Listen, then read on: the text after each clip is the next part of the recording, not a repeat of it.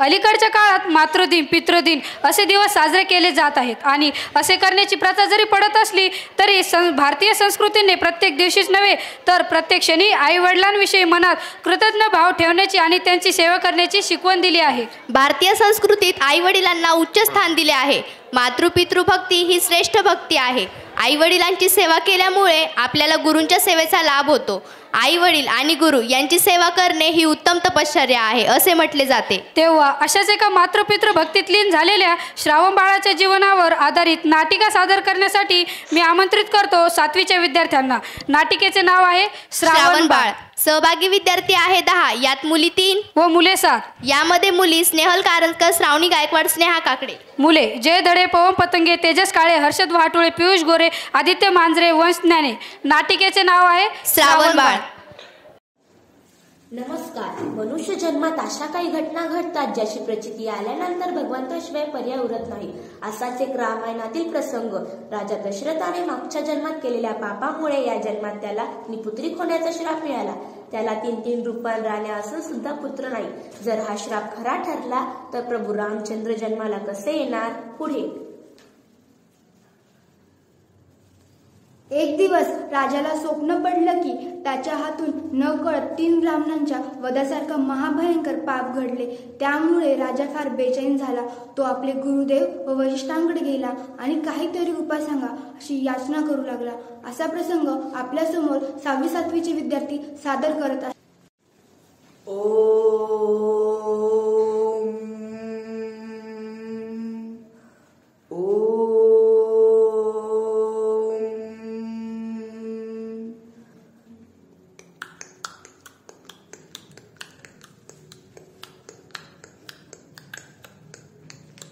राजे उतरा। ठीक आहे। प्रणाम गुरुदेव। आयुष्यमान भव। हे राजा ये, आसनस्थ हो। हो गुरुदेव, धन्यवाद। हे राजा, आज आपण येथे कसे? राजा, आपण एवढे घाबरलेले दिसताय। सर्व काही कुशल मंगल आहे ना? हो गुरुदेव, सर्व काही कुशल आहे, सर्व काही मंगल आहे। पण राजा, तुझ्या चेहऱ्यावर पाहून वाटत नाही। सांग, सर्व काही निसंकोच सांग। तुझा गुरुदेव या नात्याने जर काही उपाय सांगता आला तर मी नक्की सांगेन। गुरुदेव, काल रात्री मला भयानक स्वप्न पडले की माझ्या हातून 3 निरपराध जीवांचा वध झाला। स्वप्न पडल्यापासून मी बेचैन झालो। हे राजन, हे विधिलिखित आहे। पण या स्वप्नाचा अर्थ काय गुरुदेव? गुरुदेव, जे काही चांगलं असेल ते सांगा। हो, सांगतो। जरा धीर धर, घाबरू नको। काय? काल जे काही मला स्वप्न पडले ते खरं ठरणार नाही? नाही गुरुदेव, हे शक्य नाही। माझ्या हातून ब्राह्मण हत्येसारखे भयानक पाप घडणार, त्या अगोदर मी माझा प्राण त्याग करेल। राजा, तू स्वतःचा जीव त्याग केला तरी हे टळू शकत नाही। ते विधिलिखित आहे, ते होणारच। नाही गुरुदेव, यावर नक्की काहीतरी उपाय सांगा। हे राजन, जरा धीर धरा। यावर नक्कीच काही उपाय असेल।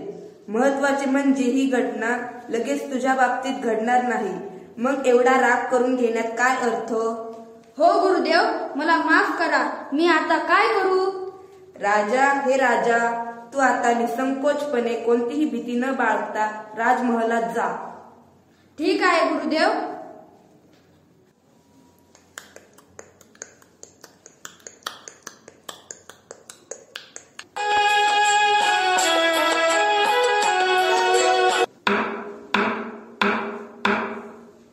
आपल्याला आई वडिलांच्या तीर्थयात्रेसाठी अजून द्रव्य जमा करावे लागेल। त्यासाठी आपल्याला खूप मेहनत करावी लागेल। श्रावण बाळा, आलास? बस, पाणी देते तुला। अगं आई, तू कशाला त्रास करून घेतेस? मी घेईन ना माझ्या हाताने। अरे, रात्रंदिवस तू आमच्यासाठी कष्ट करतोस आणि घरी आल्यावर पण आमची सेवा करतो। आई वडिलांची सेवा करणं यासारखे जगात कोणते दुसरे पुण्य नाही। हो बाळा, तू खूप कष्ट करतो, पण तू एकदा का तीर्थयात्रेला जाऊन ये। आई वडिलांची सेवा करणे यातच सगळी ईश्वर भक्ती आली। खरंच आम्ही खूप भाग्यवंत आहोत की तुझ्यासारखा पुत्र आम्हाला प्राप्त झाला। खरं बोलतो श्रावण, खरं बोलतोस.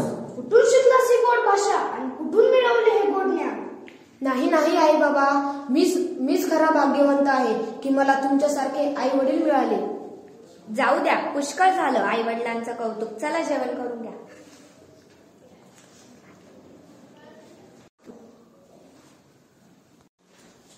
श्रावणबाळ खूप कष्ट करतो, आपल्या आई वडिलांची सेवा करतो व आपल्या आई वडिलांना तीर्थयात्रा घडवण्यासाठी जीवनाचे रान करतो. त्याचा हा एक प्रसंग. श्रावण बाळा वाचव आम्हाला, श्रावण बाळा वाचव आम्हाला. कुठे गेला अरे परमेश्वरा, हे काय झाले? श्रावण बाळा वाचव आम्हाला. अरे परमेश्वरा काय झाले हे? आई बाबा काय झाले? आई बाबा तुम्ही ठीक आहात ना? आई बाबा. अरे बाळा आम्ही इकडे आहे. आई बाबा तुम्ही काळजी करू नका, मी तुम्हाला सुखरूप बाहेर काढतो. अरे श्रावण बाळा इतका अंधार कसा झाला रे बाहेर? अरे श्रावण बाळा मला काही दिसत नाही रे. अरे श्रावण बाळा मलाही काही दिसत नाहीये. इतका अंधार कसा झाला? अरे माझे डोळे गेले की काय?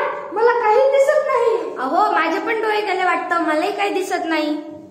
आयुष्याचा सगळा अंधार झाला, आमची दृष्टी गेली. अरे देवा, अरे परमेश्वरा इतका कसा निष्ठुर आहेस तू? वा रे वा देवा, कशी तुझी लीला. आयुष्यभर परमेश्वराची उपासना व पूजापाठ करणाऱ्या दाम्पत्याच्या नशिबी काय आलं? दुःख. परमेश्वर खरंच परीक्षा बघतो, ते खोटे नाही. श्रावणाने आयुष्यभर कष्ट करून साठवलेलं धन नियतीने क्षणार्धात हिरावून घेतलं. पण श्रावण डगमगला नाही. त्याने पुन्हा नव्याने सर्व उभारून आपल्या अंध आईबाबांची सेवा करू लागला. त्याचा हा एक प्रसंग.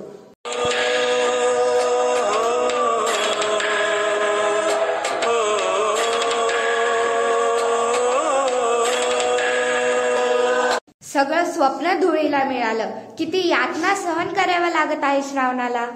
श्रावणाची आई, दुःख करून घेऊ नकोस. आपल्या नशिबात जे आहे ते आपल्याला मिळाले. या जन्मात नाही तर पुढच्या जन्मात करता येईल तीर्थयात्रा. होय बरोबर आहे, पण आपल्या श्रावणाने किती काबाड कष्ट करून धन जमा केले, नियतीने ते हिरावून घेतले.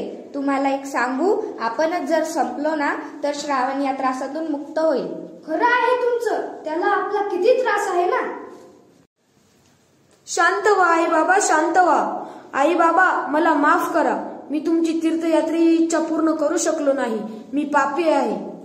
अरे बाळा, या जन्मात नाही तर आम्ही पुढच्या जन्मात जाऊ तीर्थयात्रेला. नाही आई बाबा, मी तुम्हाला याच जन्मात तीर्थयात्रेला घेऊन जातो. मी तुमच्यासाठी कावडी बनवतो. आई बाबांना तीर्थयात्रेला तर घेऊन जायचेच आहे, पण मग काय होणार? हो, मीच कावडी बनवतो. आता मीच कावडी बनवणार.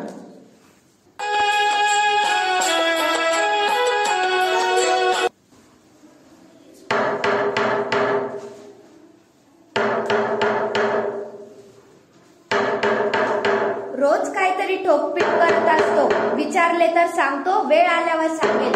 हो खरंच, दिवसभर काय काम करत असतो सांगतही नाही, जराही थकत नाही. आई बाबा या लवकर, हे पहा. काय आहे रे हे? अरे बाळा, हे काय आहे? तुम्हाला तीर्थयात्रेला जाण्यासाठी मी कावड बनवली आहे. श्रावणाची आई, बघ आपला मुलगा किती गुणी आहे. त्याने आपल्याला तीर्थयात्रेचे दर्शन व्हावे म्हणून त्याने आपल्यासाठी कावड बनवली आहे. मी कावड बनवली. आता तुम्हाला तीर्थयात्रेचे दर्शन घडवतो व तुमच्यामुळे मला पण तीर्थयात्रेचे दर्शन घडेल. अरे बाळा, तुझे खांदे तर दुखणार नाहीत ना? आई बाबा तुम्ही निश्चिंत राहा.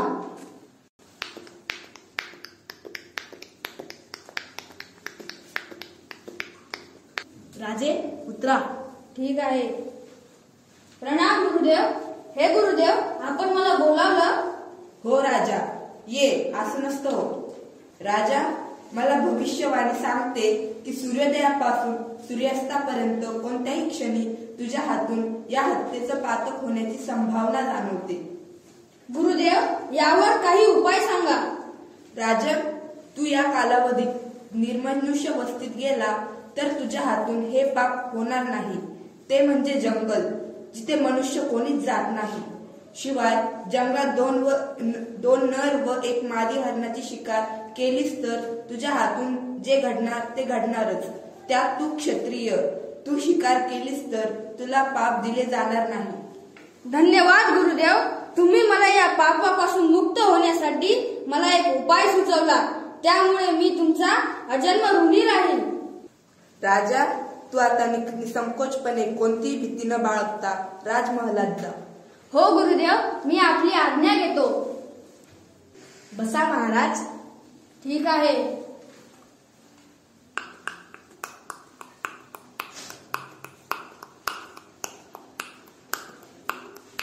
चाले चाले रे चाले रे चाले कावड चाले चाले चाले रे चाले रे चाले कावड चाले रे चाले कावड चाले रे श्रावणाची चाले चाले रे चाले रे चाले कावड चाले रे चाले कावड चाले रे श्रावणाची.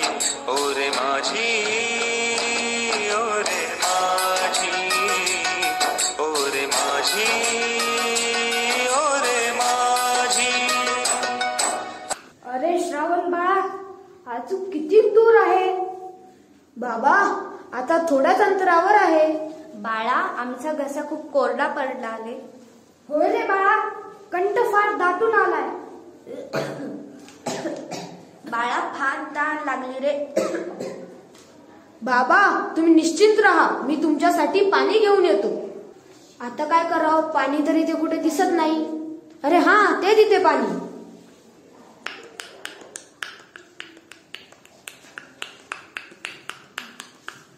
राजे उतरा. हो. किती अंदाज झाला, अजून एकही शिकार मिळाली नाही. महाराज, तिकडून काहीतरी आवाज येतोय. महाराज, शिकार पाणी पितय.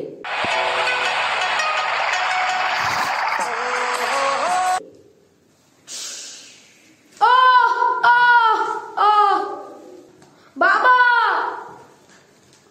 आई. राजे, ती शिकार नाही, कोणीतरी कुमार आहे. अरे धावा धावा, पकडा त्याला, त्याचे प्राण वाचले पाहिजेत.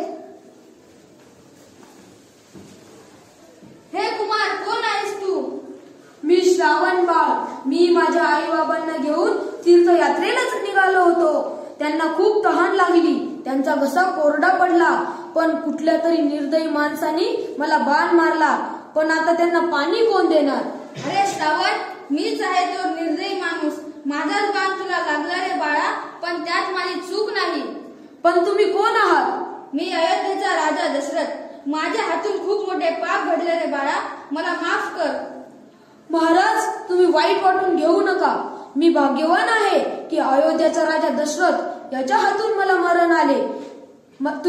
मी तुम्हाला माफ केलं, पण मला एक वचन द्या. सांग बाळा, सांग, तुझी काय इच्छा आहे, मी पूर्ण करेन. माझ्या आई बाबांना पाणी द्या, त्यांना माझ्या मृत्यूची बातमी सांगा, पण कदाचित ते जिवंत राहणार नाही, आणि जरी ते जिवंत राहिले तर त्यांना तीर्थयात्रेला घेऊन जा. हो बाळा, मी तुला वचन देतो, तुझी इच्छा मी पूर्ण करेन. अहो, माझे काहीच धडधडते. हा श्रावण अजून कसा आला नाही?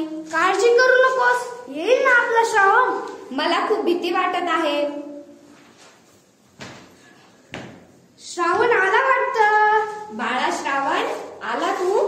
अरे श्रावणा, किती वेळ लावला रे? आमचे प्राण अगदी कंठाशी गेले होते. एवढा वेळ कसा लावला रे? अगं, पण श्रावण बोलत का नाही? कोण आहे आमच्या समोर? हो, कोण आहेस तू? कोण आहे आमच्या समोर? कोण आहेस तू? बोल ना. तुम्हाला पाणी प्यायचे आहे ना? तुम्हाला खूप तहान लागली, अगोदर पाणी पिऊन घ्या. नाही नाही, अगोदर तू कोण आहेस ते सांग. हो, मी अयोध्येचा राजा दशरथ. मी शिकार करायला आलो होतो. शिकार आहे या दिशेने बाण सोडला आणि तो तुमच्या श्रावणाच्या छातीत रुतला आणि श्रावणाने प्राण सोडला. आता तो येणार नाही. श्रावण बाळा, असं नाही होणार. अरे चांडळा, तू हे काय केलेस? तू आमचा मुलगा हिरावून घेतला. कृपया मला क्षमा करा. मी श्रावणाला वचन दिले की मी तुमची तीर्थयात्रा घडवून आणेन. त्याने मला माफ केलं. तुम्ही पण मला माफ केला. मी तुमच्या पुढे भीक मागतो. अरे निर्दयी माणसा, तू आमच्या एकुलत्या एक श्रावणाला तू आमच्याकडून हिरावून घेतले आणि तू आता क्षमेची अपेक्षा करता?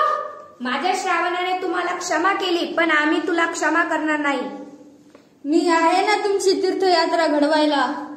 तुझ्यासारख्या निष्ठुर माणसाकडून तीर्थयात्रा घडून आणण्यापेक्षा आम्ही आमचे जीवन त्याग करू. तू फक्त एक जीव नाही, ते एका सोबत 3 जीव घेतले आहेस.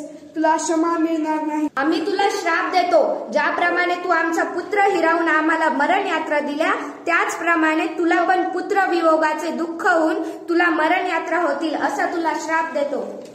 हे भगवंता, मला क्षमा कर. माझ्याकडून कोणती अशी भयंकर चूक झाली की मला एवढा मोठा श्राप मिळाला? हे परमेश्वर. अंत में देखा आप लोगों ने, इतने बड़े राजा होकर भी एक माता पिता के श्राप से बच न सके. अंत में यही कहूंगी कि क्षत्रिय कुल में जन्मे ऐसे बलवान फिर भी बच न सके माता पिता के श्राप से.